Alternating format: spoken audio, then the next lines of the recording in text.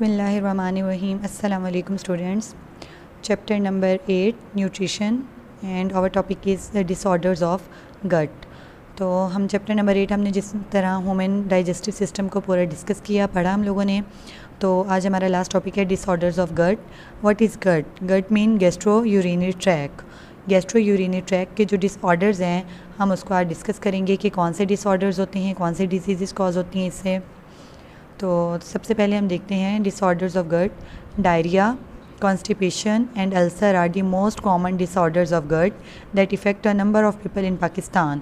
ये वो डिजीज़ हैं जो पाकिस्तान में भी बहुत से लोगों को इफ़ेक्ट करती हैं। Number 1, diarrhoea. Diarrhoea is a condition in which the sufferer has frequent watery loss bowel movement.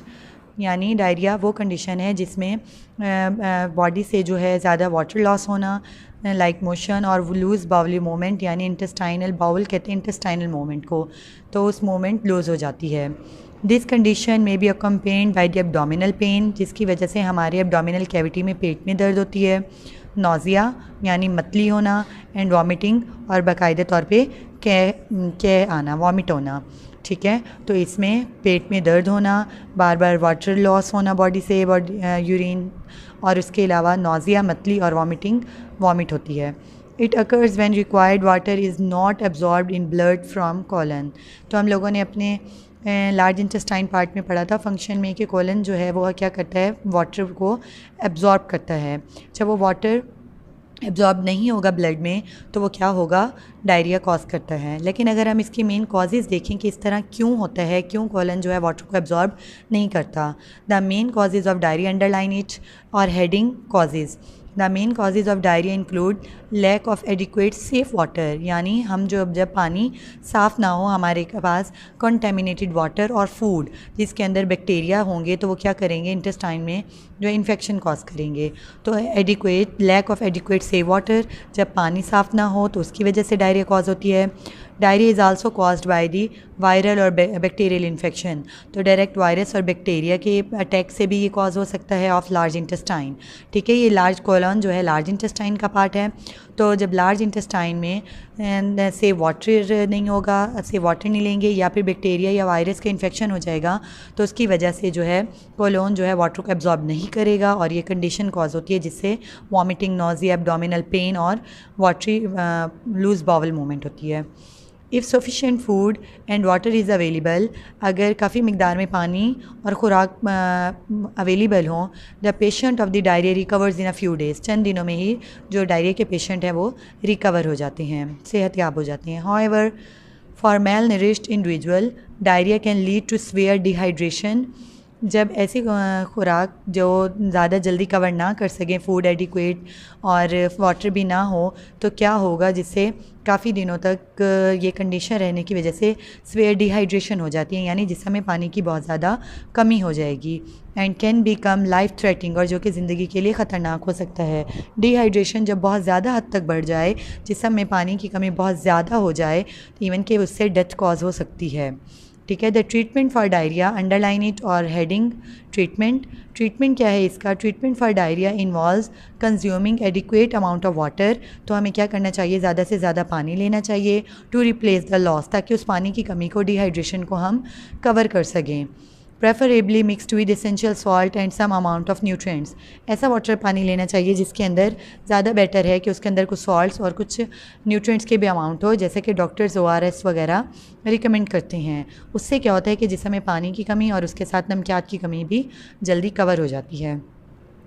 दूसरा क्या ट्रीटमेंट है इसका, एंटीबायोटिक्स में be required if diarrhoea is due to bacterial infection. अगर डायरिया जो है किसी बैक्टीरिया या वायरल इन्फेक्शन की वजह से होती है, उसको हमें एंटीबायोटिक्स ली जाती हैं जो कि इसको जल्दी कवर कर देती हैं। प्रिवेंशंस ऑफ डायरिया इंक्लूड, हम इससे एहतियात क्या कर सकते हैं, किस तरह बच सकते हैं डायरिया से। टेकिंग क्लीन वाटर, हमें साफ़ पानी पीना चाहिए ताकि डायरिया कॉज ना हो, and essential salt, eating regularly, and taking hygienic measures, सफाई सुथराई का ख्याल रखना चाहिए, टाइम पे खाना चाहिए, साफ़ सुथरा खाना चाहिए, सॉल्ट और वाटर को अमाउंट भी हमें लेनी चाहिए ताकि हमारी बॉडी में ये डिज़ीज़ कॉज ना हो इंटेस्टाइन में।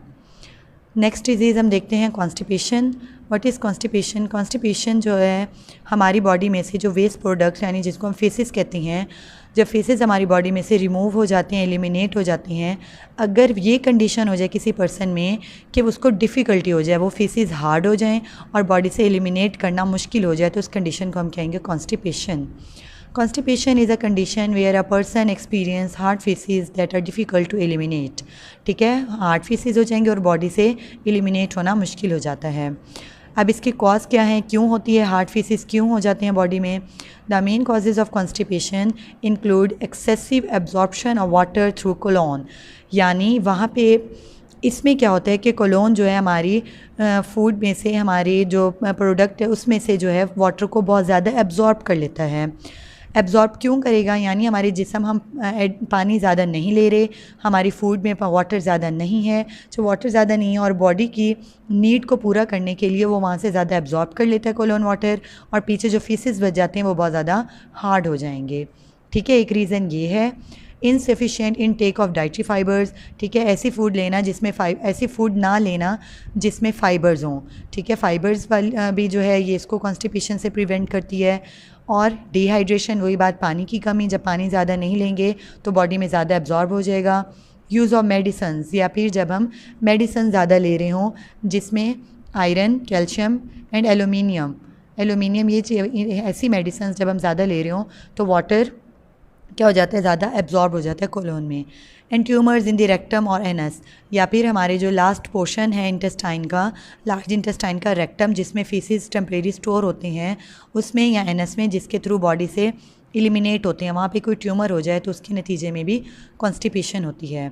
तो ये हमने कॉजेज़ देखे, पानी की कमी की वजह से, डाइटरी फाइबर्स की कमी की वजह से, और डिहाइड्रेशन या मेडिसन्स की से ये कॉन्स्टिपेशन कॉज होती है।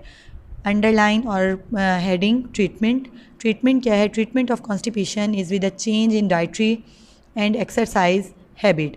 यानी डाइटरी फाइबर्स लें, हम ऐसी खुराक लें जिसमें डाइटरी फाइबर्स हों, और हम एक्सरसाइज को अपनी आदत बनाएं। The medicines called laxatives paraffins are use for treatment. इसके लिए जो मेडिसन्स यूज़ की जाती हैं उसको हम लेग्जेक्टिव्स कहते हैं, वो भी इसकी ट्रीटमेंट के लिए अच्छी हैं। Constipation is usually easier to prevent than to treat. Constipation को जो है ट्रीट से ज़्यादा हम एहतियात करने से बच सकते हैं इस बीमारी से। One should take the required quantity of water and dietary fibres. यानी दिन में जो हमारी जिस्म को ज़रूरत है उतना ज़्यादा उस क्वांटिटी में पानी और डाइटरी फाइबर्स लेने से हम इस डिज़ीज़ से बच सकते हैं। नेक्स्ट हम देखते हैं, नेक्स्ट हमारा जो टॉपिक है डिज़ीज़ हम जिसको डिस्कस करेंगे वो है हमारा अल्सर। अल्सर क्या है? अल्सर होती है peptic ulcer is a sore in the inner wall of the gut. अब गट में जो हमने पूरी एलिमेंट्री कैनाल पढ़ी गट को, उसमें हमारे पास एसोफिगस, ड्यूडेनम यानी स्मॉल इंटेस्टाइन का first part, and the stomach. तो इन तीन पोर्शंस में अगर क्या हो जाए, इनकी इनर वॉल में वॉन्ड हो जाए, ज़ख़म हो जाए, तो क्या हो जाएगा, उसको हम कहेंगे अल्सर। यहाँ पे पेप्टिक का वर्ड जो है, पेप्टिक का वर्ड हम यूज़ कर रहे हैं for digestion. It is related to digestion, यानी हमारी डाइजेशन वाले पोर्शंस में अगर वॉन्ड्स हो जाएं, ज़ख़म बन जाएं, तो उसको हम क्या कहेंगे कि वो अल्सर हो गया है। In ulcer the acidic gastric juice gradually break down the tissue of the inner wall. यानी इन्हीं के अंदर जो गैस्ट्रिक जूस होगा, एसिडिक जो होता है, वो क्या करते हैं, इनर वॉल को क्या करते हैं, ब्रेक डाउन कर देता है। Ulcer of the stomach is called gastric ulcer.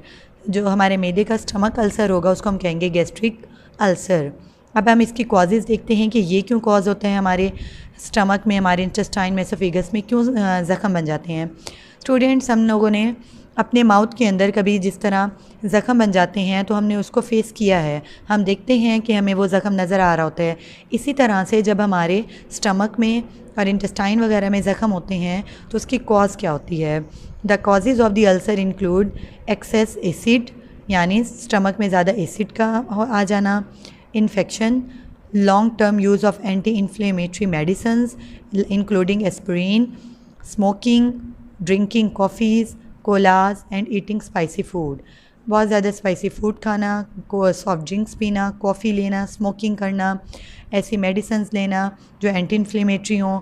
उसके अलावा बैक्टीरियल या वायरल इन्फेक्शन अगर स्टमक में हो जाए, और इसके अलावा जब हम फूड को रेगुलर इंटरवल ऑफ टाइम से नहीं लेंगे तो स्टमक में जो एसिड रिलीज़ होगा वो क्या करेगा, स्टमक की वॉल को डैमेज कर देगा। तो ये सारे कॉजेज़ हैं अल्सर के, कि किस तरह अल्सर कॉज होता है। अब हम इसके सिम्टम्स देखेंगे, साइन देखेंगे। जब अल्सर हो गया तो इंसान को कैसे पता चलेगा, क्या फ़ील होता है। The sign and symptoms of ulcer include abdominal burning, यानी क्या होती है, जलन होती है, बर्न होता है। आफ्टर मील और एट मिडनाइट, खाना खाने के बाद जो है ये बर्निंग जो है मज़ीद इंक्रीज़ हो जाती है, और या फिर रात को। स्वेयर अल्सर्स में कॉज एब्डोमिनल पेन, जब बहुत ज़्यादा अल्सर हो जाए तो दर्द स्टार्ट हो जाती है, पेन स्टार्ट हो जाता है। Rush of saliva after an episode of regurgitations, यानी जब कोई चीज़ वापस उगल लेते हैं, बाहर निकल आती है, तो उसके बाद क्या हो जाता है, बहुत ज़्यादा मुंह में स्लाइवा हो जाता है, इकट्ठा हो जाता है। नोज़िया, मतली, यानी मतली फ़ील होती है हमें। लॉस ऑफ एपिटेट, भूख का ख़त्म हो जाना। एंड वेट लॉस, और वज़न कम होना शुरू हो जाता है, वज़न वेट जो है लॉस होना स्टार्ट हो जाता है। तो ये सारी क्या हैं, कंडीशंस हैं, सिम्टम्स हैं कि जिस बंदे को अगर अल्सर है तो उससे ये सारी सिम्टम्स होंगी।